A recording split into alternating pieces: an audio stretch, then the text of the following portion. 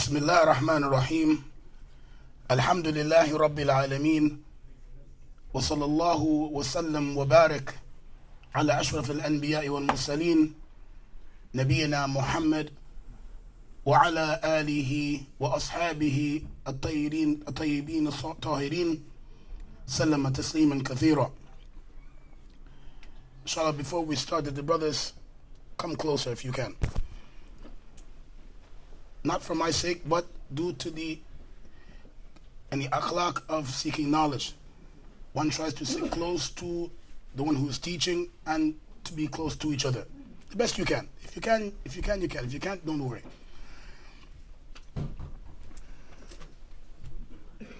Before we begin, we'd like to thank this markaz and those who are helping out with it for allowing this opportunity and other opportunities to learn our deen, to memorize the Quran, to memorize the hadith, to learn our aqidah and other matters of our deen.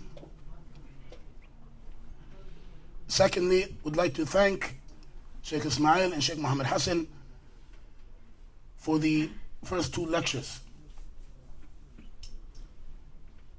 regarding the history of atheism and dealing with the shubahat with regards to atheism. So what's left? What's left after we know about atheism and we deal with the doubts, especially if someone was here who was an atheist or a Muslim who may have doubt with regards to the existence of Allah Azza wa Jal. Now that they've had those two lectures, then they need to know about Al-Islam. And that Al-Islam is that which is going to rectify their life and their families and the society that they live in, especially if they were to move to the lands of Islam. It's just not enough to say this is wrong and then to leave the person. Now we have to give them that solution. We need to give them that way and not to leave them alone. So as the topic for today, or for now, is Islam, the rectification of society. And Islah al-Mujtama'. What is Islah?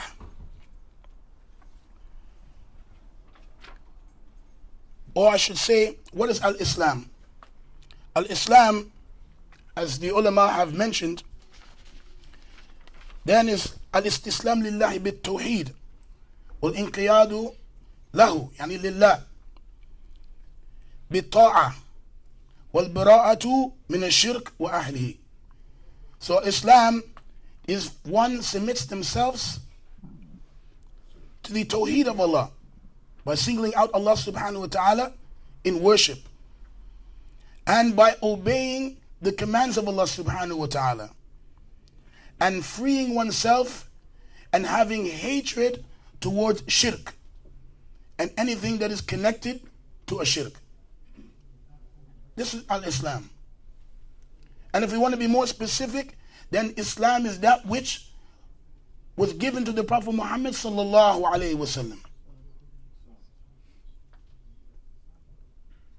This is the deen of Allah Azza wa Jal. Qala ta'ala, inna deena inda Allah al-Islam.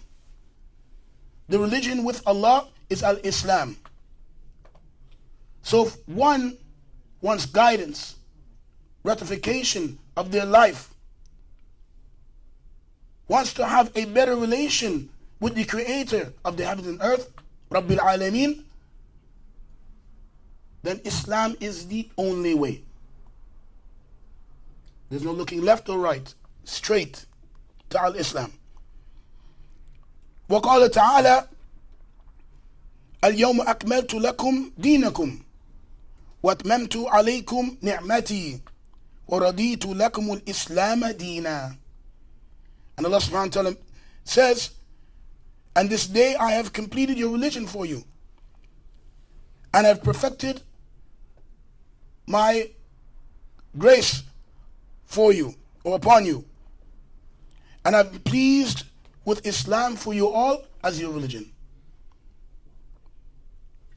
وقال عز وجل فلا تموتن إلا وأنتم مسلمون. So Islam, it is the religion of Allah. It is the religion that Allah subhanahu wa ta'ala has chosen for us to live by, to move by, to breathe by. Every aspect of our life, 24 hours a day, al-Islam. And if anyone is missing something in their life, if they don't have Islam, that's what they're missing. As a Muslim, if they're missing money, clothes, food, family, in reality, they're not missing anything. They have Islam. All that is temporary. If they die tomorrow upon Islam, they don't have other things, they didn't lose. They're winners. But the one that has everything, the cars, the money, the family, you name it, but has no Islam and dies upon that, then they are the true losers. And we ask Allah subhanahu wa ta'ala to make us die upon Islam.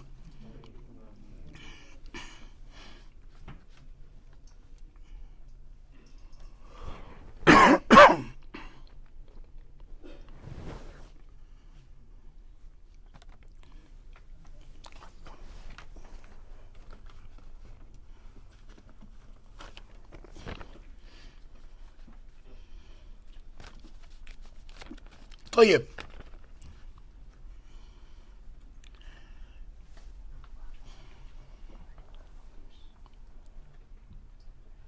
As for the society, we mentioned this rectification of the society, how Islam rectifies. We know what rectification is to make something correct and to keep it good and to keep it on the right way. As for a society, as is mentioned in Lisan al-Arab, مجموعة من الأفراد تكون في حالة اتصال دائمة ولها أهداف ومصالح مشتركة. So society, it is a group of individuals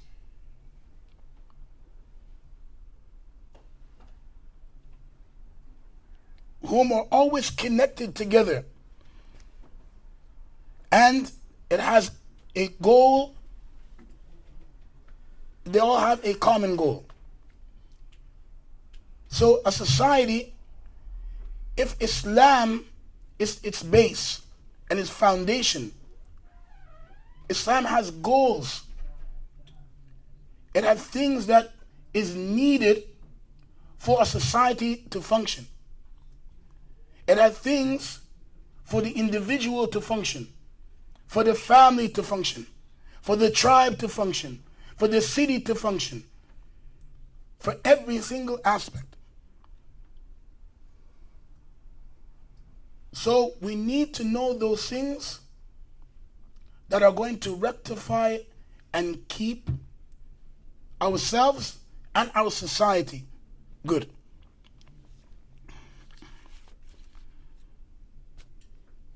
And this topic, by the way, does not deserve 45 minutes.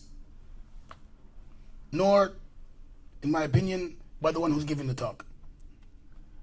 It deserves maybe a week of many lessons by the real people of knowledge. Because there's so many aspects when it comes to rectifying the society.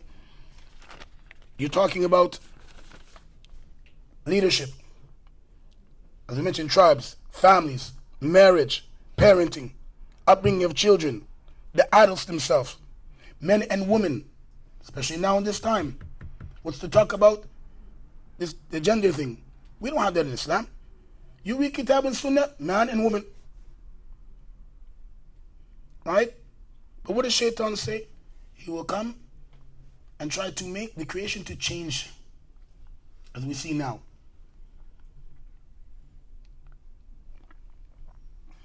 The rectification between siblings, between each other, brotherhood and sisterhood. Even though we're not from the same blood, but we're brothers and sisters in Islam. How many, and I don't know how it is in Toronto, but I can tell you in Ottawa, how many brothers, quote unquote, who are Muslims, hurting each other through gangs, drugs, money, many things. If they only know the things of their deen and practice it, they wouldn't do that. And I'm sure it's happening here as well.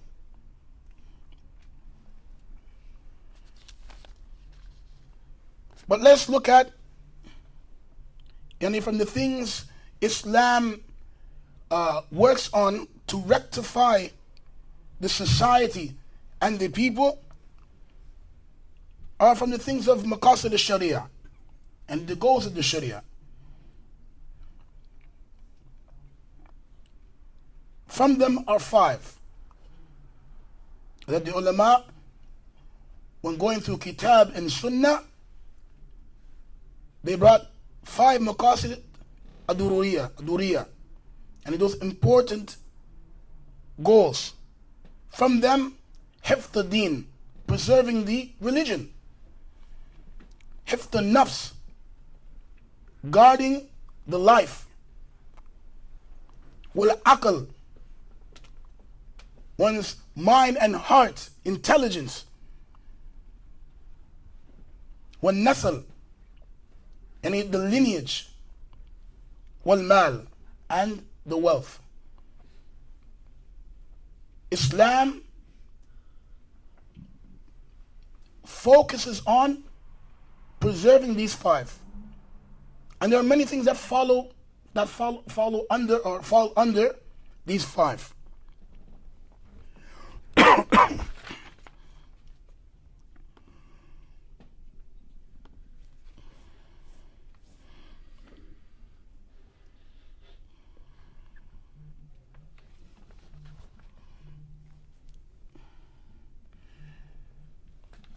طيب. From the proof of these 5 that we mentioned is the statement of Allah Azza wa Jal, قُلْ تَعَالَوْا أَتْلُوا مَا حَرَّمَ رَبُّكُمْ عَلَيْكُمْ أَلَّا تُشْرِكُوا بِهِ شَيْئًا وَبِالْوَالِدَيْنِ إِحْسَانًا وَلَا تَقْتُلُوا أَوْلَادَكُمْ مِنْ إِمْلَاقٍ نحن نرزقكم وإياهم ولا تقربوا الفواحش ما ظهر منها وما بطن ولا تقتلوا النفس التي حرم الله إلا بالحق ذلكم وصاكم به لعلكم تعقلون ولا تقربوا مال اليتيم إلا بالتي هي أحسن حتى يبلغ أشده وأوفوا الكيل والميزان بالقسط لا نكلف نفسا إلا وسعها وإذا قلتم فاعدلوا ولو كان ذا قربى وبعهد الله أوفوا ذلكم وصاكم به لعلكم تذكرون وأن هذا صراطي مستقيما فاتبعوه ولا تتبعوا السبل فتفرق بكم عن سبيله ذلكم وصاكم به لعلكم تتقون.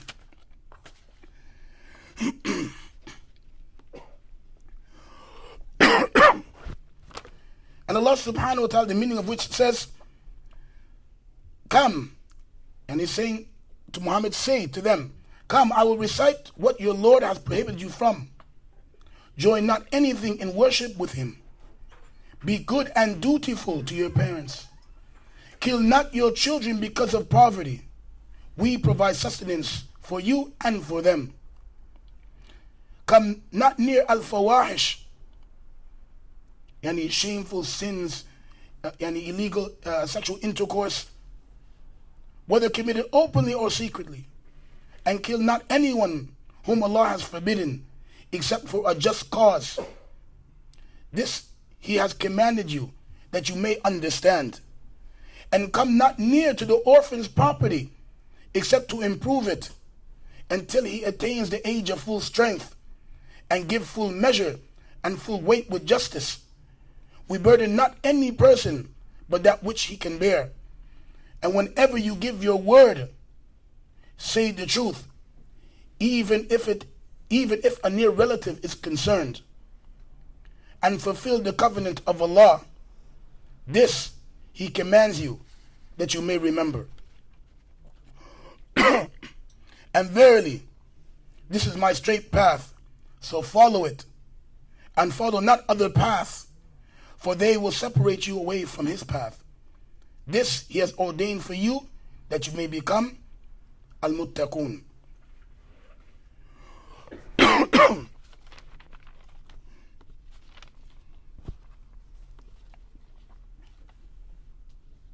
So from this ayah, of an ayat, the ulama have taken from it these 5 maqasid. First, we mentioned hifd-ud-din, preserving the religion. We find that in the statement of Allah, أَلَا تُشْرِكُوا بِهِ شَيْئًا, and do not associate partners with Allah. And in the statement, وَأَنَّ هَذَا صِرَاطِي مُسْتَقِيمًا فَاتَّبِعُوهُ وَلَا تَتَّبِعُوا السُّبُلَ فَتَفَرَّقَ بِكُمْ عَنِ السَّبِيلِ. And indeed, this is my path, the straight path. So follow it, and do not follow other paths. It will divide you from Allah's path.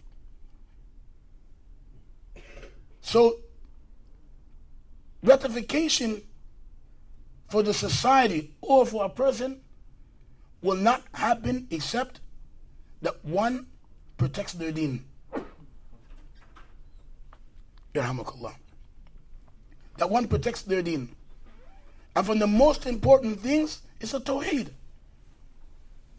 وَمَا خَلَقْتُ الْجِنَّ وَالْإِنسِ إِلَّا لِيَعْبُدُونَ. Allah says, I did not create mankind nor jinn except to worship me. يوحدوني كما قال Shaykh al-Islam Muhammad ibn Abdul Wahhab rahimahullah, just like Muhammad ibn Abdul Wahhab, Shaykh al-Islam, mentioned in Usul al-Thalatha, when he explained the last part, he said, يوحدوني, yani singling out Allah subhanahu wa ta'ala, singling me out in worship. As the one who's upon Tawheed and dies upon it, preserves his life here and for the Akhirah. So that's 2 things. Keeps you safe in this dunya. If you're upon muwahid, Allah's going to be pleased with you. If Allah is pleased with you and happy with you, things are going to go well even when you think it's not well. And then in the Akhirah, you'll be from those who are the winners, because you died upon Islam, you died upon Tawheed. And this keeps one straight. From preserving your deen is also keeping your relationship with Allah subhanahu wa ta'ala good. If everybody is doing what they're supposed to be doing with regards to the deen, we will see lots of khair. You will see, especially in this society, the non-Muslims running to Islam. Why is Muhammad happy all the time? Job is not that good. He doesn't have a nice car, but he's always smiling, he's always happy. When they talk to Muhammad or Ahmed or Ibrahim or Zainab or Khadija, and they find that why they're always happy, why they're always smiling, why they're always in a good mood, so optimistic, because of Al-Islam, because of worshipping Allah subhanahu wa ta'ala, having fear of Allah subhanahu wa ta'ala. Whoever fears Allah, they will find a way out from their difficulties. So, preserving one's deen, and this is from the most important matters. Once someone's deen is straight and strong, then everything else works out.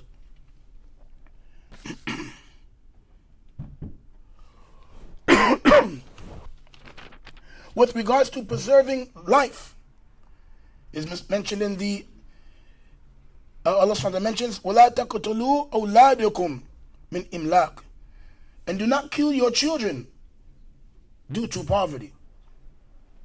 Now we may not see this in our time, but before Islam came in the time of Jahiliyyah, they used to do that.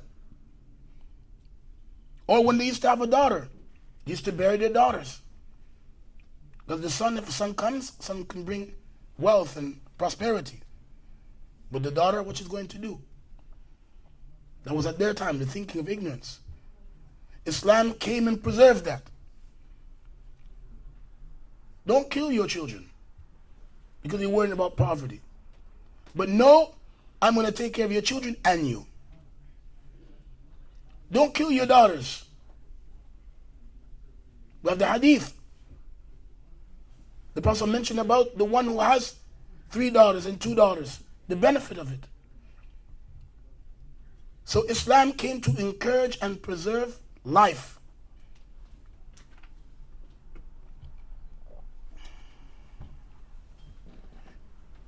وَلَا تَقْتُلُوا النَّفْسَ الَّتِي حَرَّمَ اللَّهُ إِلَّا بِالْحَقِّ. So no one has the right to take anyone's life except what Islam says. For example, in the lands of Islam, if someone leaves Islam and the proof and evidence has been brought to them and dawah has been given to them, they still reject, then there's a punishment for that. By right of Islam. But not like what's going on now. You're in my territory. Dead. You want to stop me from making my money? Dead. Foolish things. And of course, it's not just, a lot of times we mention gang-related things, but there's other things. People will kill each other for. They have no right to take a life. So Islam came to preserve that. And by preserving the life, then what? People don't become afraid to go out and to do things. But when you live in an area, if you happen to walk out and go to another area, you might get killed. You're going to be afraid to go out. Or the people don't have respect for women. And they do things. The women, they feel afraid to go. Even though it's not from the asl for the woman to be out and about all the time, but sometimes there's a need. The Muslim woman should not feel afraid. The only fear she should have is fear of Allah Azza wa Jal. Not the fear of the people. To lose her life over something stupid and foolish.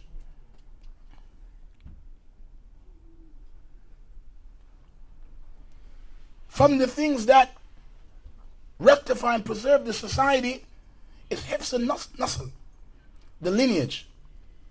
وَلَا تَقْرَبُوا الْفَاحِشِ مَا ظَهَرَ مِنْهَا وَمَا بَطَنَ. From those things, ya ikhwan, وَفَقَكُمُ اللَّهُ وَإِيَّايَ. Ameen. One of the issues that, and again, I don't know if it's here, but I assume it is, and amongst the Muslims, is the issue of zina. It is something that's taken lightly, especially from the men, especially in regards to non-Muslim women.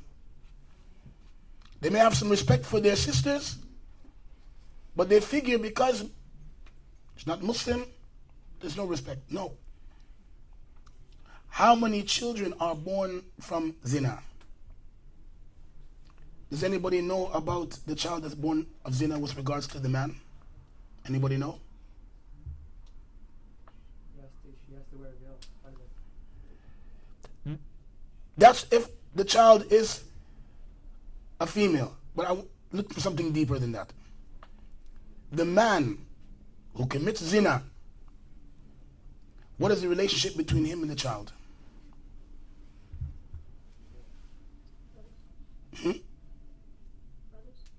No. There's no relationship at all. Islam has taken the right of the child from that man. As mentioned in the hadith. That the child, the zina, belongs to the owner of the bed, and the zani, who's the man, not zaniya, the zani, he gets the stone. I've been present to hear this question asked in front of Sheikh Salih al-Hudaythi rahimullah, Sheikh Ubayd al-Jabiri rahimullah, Sheikh Abdul Muslim Abad hafidhahullah, about this question. And each time the question was asked, he said the child does not belong to the man. He's not allowed to say he is the father. And he is not allowed to say he's the son. Allah has taken that away. So what happens to the lineage now?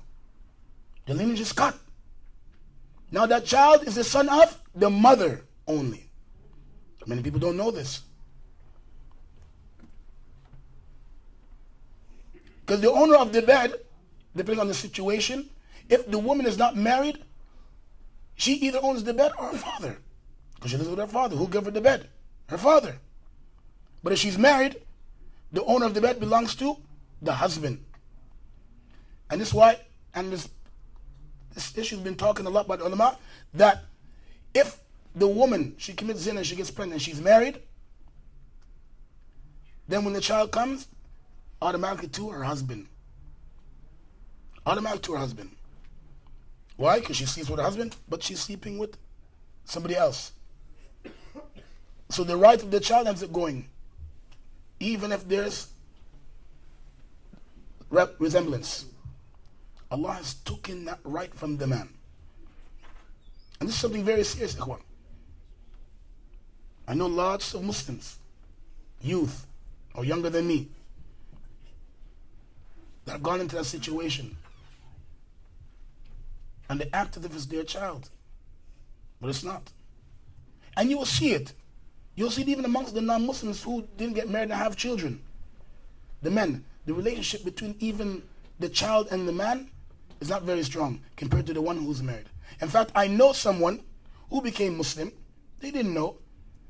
From the children that they had outside of marriage and the children that they had in marriage, the children they had in marriage, they're very close. Very close. He tries. It's not that he's distant because he's away. No, he makes his effort.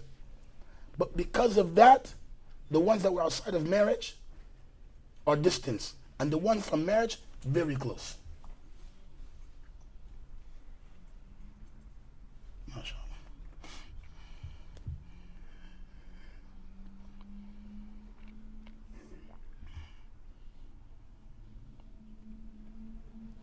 And again, not only that, from the zina, but how the opposite sex deal with each other is from those causes that deal to bigger things.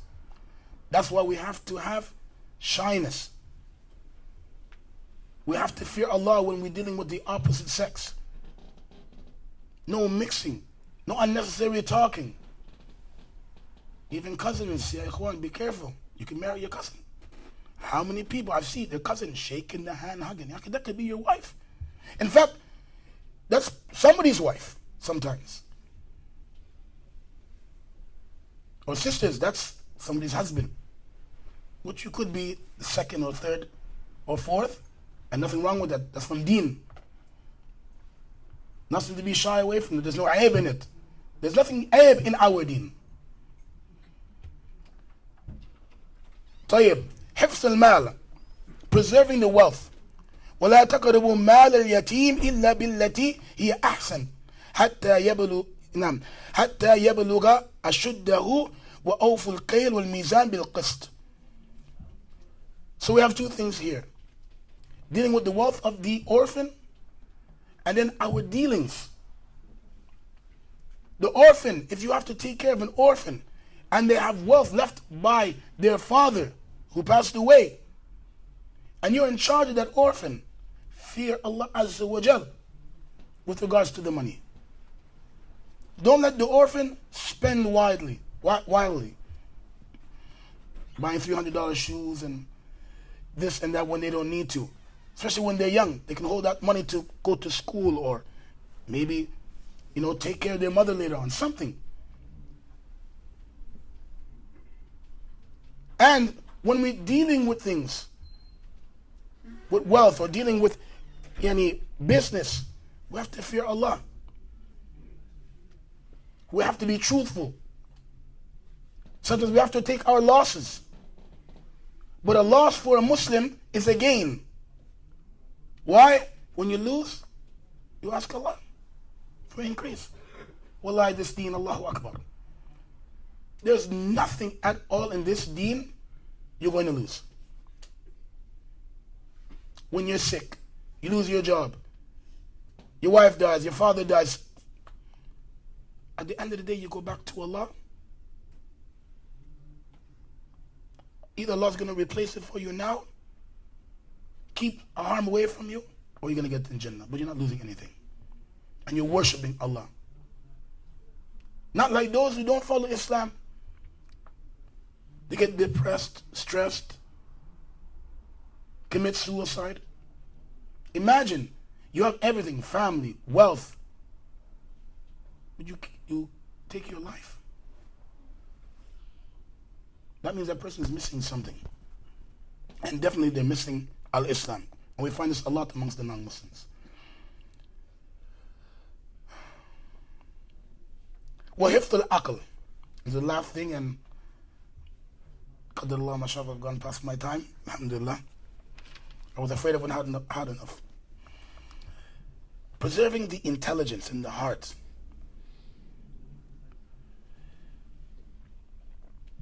From the musibahs that we have now is drugs. And I don't know how many of you were here a few years ago when we did the lecture regarding drugs and alcohol. But that kills your mind. And not only health-wise, but even what you're going to do.